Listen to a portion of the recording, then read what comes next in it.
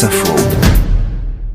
Pouvoir s'introduire à distance dans un téléphone mobile, espionner tout ce qu'il y a à l'intérieur, eh bien c'est un risque en ce moment avec l'application WhatsApp. Bonjour Jérôme Colombin. Bonjour Hercine, bonjour à tous. Toute l'info technologique avec vous dans le 12-14 de France Info, et donc cette appli de messagerie qui est propriété de Facebook, oui. Encore une fois c'est d'eux qu'on parle, cette application est victime d'une faille de sécurité qui semble assez inquiétante. En effet, c'est une faille qui permet potentiellement d'accéder, mais alors vraiment à tout le contenu de votre smartphone.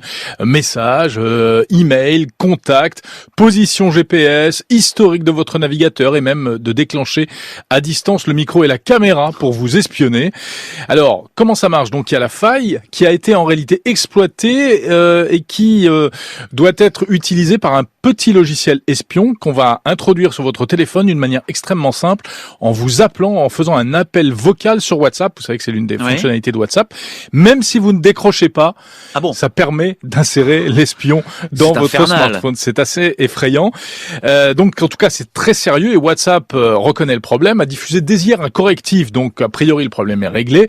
Il est conseillé de faire la mise à jour de votre application WhatsApp. Sur beaucoup de smartphones, aujourd'hui, c'est même automatique, la mise à jour. Qui a mis au point ce logiciel espion? Eh bien, ce logiciel espion vient d'une société israélienne de cybersécurité qui s'appelle NSO, qui est très connue, qui est très avancée, qui est très en pointe sur ces technologies-là et qui travaille habituellement avec les gouvernements, qui a travaillé avec les États-Unis, avec le FBI, notamment dans des enquêtes judiciaires.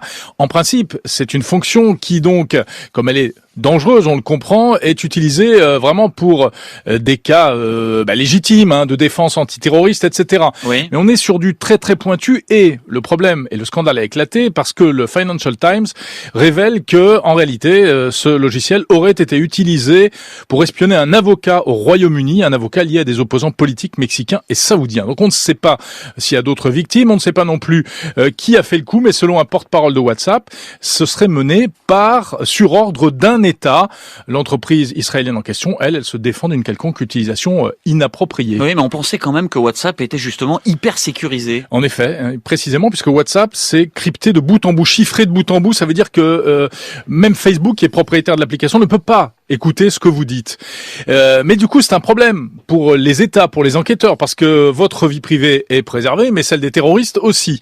Donc, c'est un peu le paradoxe de la vie privée, ça. Maintenant, reste à savoir ce qu'on appelle un terroriste, et on voit bien que là, on quitte le domaine de la cybersécurité pour entrer clairement dans celui du renseignement, voire même de la politique, de l'opposition politique, etc.